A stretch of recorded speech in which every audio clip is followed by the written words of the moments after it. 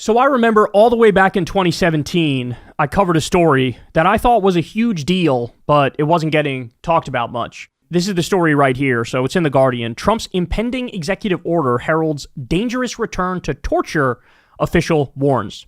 So, in other words, Trump signed a pro-torture executive order, and this, of course, came on the heels of George W. Bush and Dick Cheney.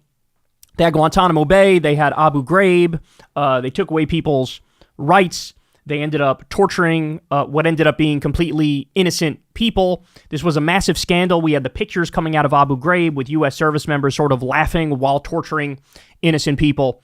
And it was viewed as like a disgusting stain on this country.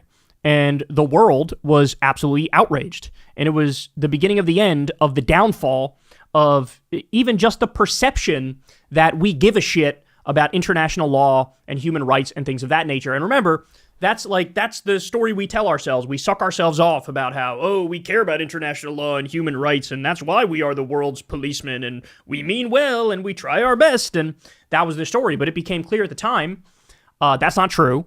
Then Obama gets in there and he says, we look forward, we don't look backward. So in other words, I'm not going to prosecute the war criminals and the torturers. I'm not going to prosecute the assholes on Wall Street who committed fraud, which led to millions of people losing their homes. We're not going to do it. And at that moment, what everybody realized, every astute political observer realized is, okay, well, now you just opened up the door to say torture is just a matter of opinion. It's no longer the law. It's no longer enforced. If the government decides to torture, there are no consequences for it. So Trump gets in there and he signs a pro-torture executive order. And I was hair on fire at the time about it. And guess what?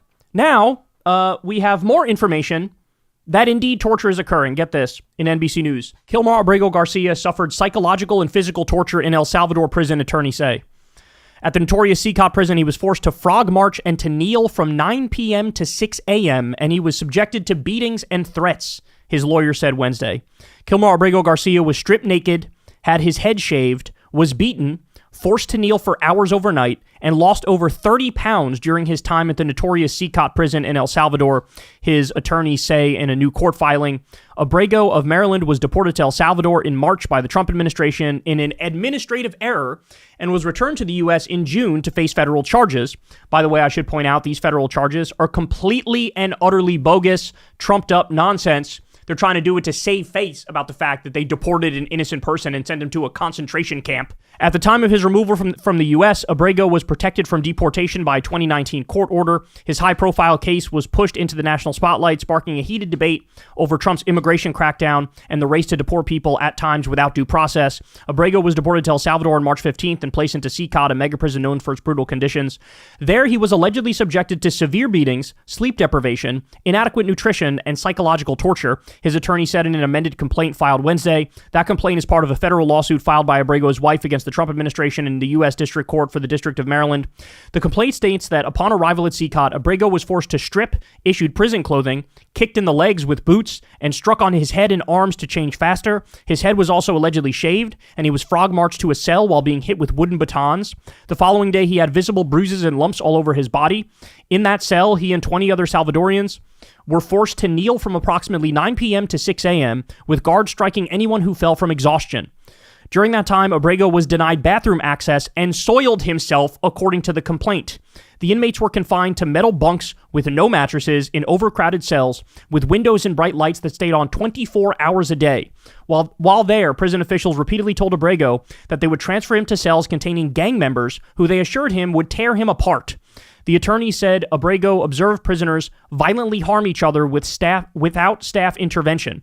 Quote, screams from nearby cells would similarly ring out throughout the night without any response from prison guards or personnel. In his first 2 weeks, he lost 31 pounds. On April 9th, the complaint says Abrego and 4 others were transferred to a different module in CCOT, but the next day he was transferred alone to the Centro Industrial Prison Facility in Santa Ana, El Salvador. Throughout his time in El Salvador, his lawyer said Abrego was denied any communications with his family and access to counsel until Senator Chris Van Hollen visited him on April 17th. Shout out to Chris Van Hollen, man. This was one of those stories that blew up and the media talked about it endlessly. The media did a great job discussing it. And then you had Democratic politicians actually step up and do some shit. This wasn't just performative. This was real. To go to El Salvador and demand to see this guy is real shit. The Supreme Court ruled in April that his removal was illegal and determined that a judge's order for the administration to facilitate his return was proper. Abrego was ultimately returned to the U.S. on June 6 following a contentious back and forth with the court and the Trump administration that raised concerns about the defiance of the judicial branch. By the way, understand something. What made Trump cave on this? It was the relentless pressure, the relentless coverage from the media, the fact that Democratic politicians kept going down there. This stayed in the news. It was top of mind. People kept talking about it. They kept saying, look how fascist Trump is. Look how insane he is. Look how authoritarian he is. Look how he's destroying this person's life. Look, this guy was totally innocent. And because of that relentless pressure, that's why he was brought back to the country. They still tried to save face by mucking up these bullshit charges, but he's back in the country. And the reality is, he's probably going to win those cases anyway, and so he'll be free to go. But like, again, this goes to show you, the theory has been proven. When the liberals and leftists and anybody of good conscience who's anti-Trump stands up and speaks out about the horrors of this regime and doesn't stop and does a full court press and goes on the offense and is relentless, that's how you get change. It is not by holding hands with MAGA and singing Kumbaya and pretending that there's more agreement than there actually is. That's a super, super important point. The government has repeatedly accused the 29-year-old of being involved with the gang MS-13, claims Abrego's family and attorneys have denied. His attorney says Abrego, who is from El Salvador, left the country when he was around 16 years old to flee gang violence. In 2011, Abrego entered the U.S. without inspection and stayed in Maryland, where his older brother, a U.S. citizen, lived, the complaint said. So he left El Salvador because he was afraid the gangs would kill him. And then he got deported back to El Salvador into a fucking slave labor concentration camp where the gangs run rampant. In the Wednesday filing, attorneys for Abrego family asked Judge Paul Azinis to rule that over the course of this entire ordeal, from the time he was picked up in that Maryland parking lot to when he was returned to the U.S., the government violated laws and his Fifth Amendment right to due process. They also want Abrego returned to Maryland and separately want a habeas corpus hearing held in Maryland. When Abrego returned last month, the Justice Department said he would face human smuggling charges in Tennessee. He is accused of transporting people not legally in the U.S. within the country. He allegedly participated in a conspiracy over 9 years to move people from Texas deeper into the country, including members of MS-13. Yeah, exactly. The gang he was fleeing from because he was afraid they would kill him. He actually ended up working for them the entire time. Abrego's wife, Jennifer Vasquez-Sura, has insisted that he was not involved in criminal activity. Kilmar worked in construction and sometimes transported groups of workers between job sites, so it's entirely plausible he would have been pulled over while driving with others in the vehicle, his wife previously said in a statement. He was not charged with any crime or cited for any wrongdoing at the time. The family's attorney, Chris Newman, previously said the Trump administration's efforts are part of a campaign of disinformation, defamation against Kilmar and his family.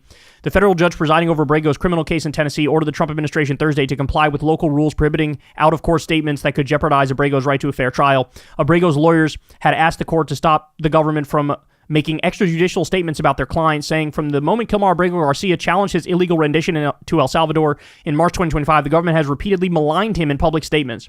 Mr. Abrego is entitled to a fair trial by an impartial jury free from outside influence, but he is nearly certain to be denied that right if the government, left to its own devices, stays its current course. In other words, because of the Trump regime's relentless lies, relentless disinformation and misinformation and propaganda, dragging this guy's name through the mud, this guy's attorneys are going, how is he supposed to have a fair trial if they keep repeating every day on air, oh, he's MS-13, oh, he was human trafficking, the other day on Fox, I'm not kidding, somebody said, Kilmar murdered somebody. Bitch, what? There is zero evidence. That's not true. That's not remotely true. That's completely and utterly made up. Nobody's alleged that. What are you talking about? But this is what they do.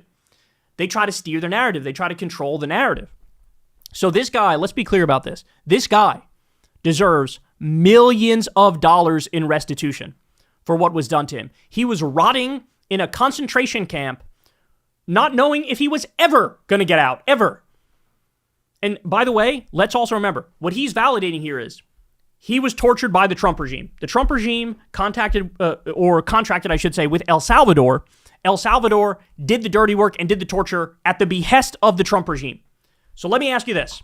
There were 288 people sent to the concentration camp in El Salvador. My guess is about 288 of them were tortured and are continually being tortured. Which means what? We have that poor kid who had a tattoo for his 15-year-old autistic brother on him. The government looked at that and said, oh, that means you're in a gang. It's a tattoo for his autistic brother who he helps out. The guy, sweet kid, and he was sent there. He's being tortured probably as we speak. Andres, the gay Venezuelan makeup artist, 19 years old, he was sent there. He had a mom and dad tattoo. The government goes, that proves you're in a gang. And they sent him to CCOT. He's still there. These people are still there. Innocent people are still there.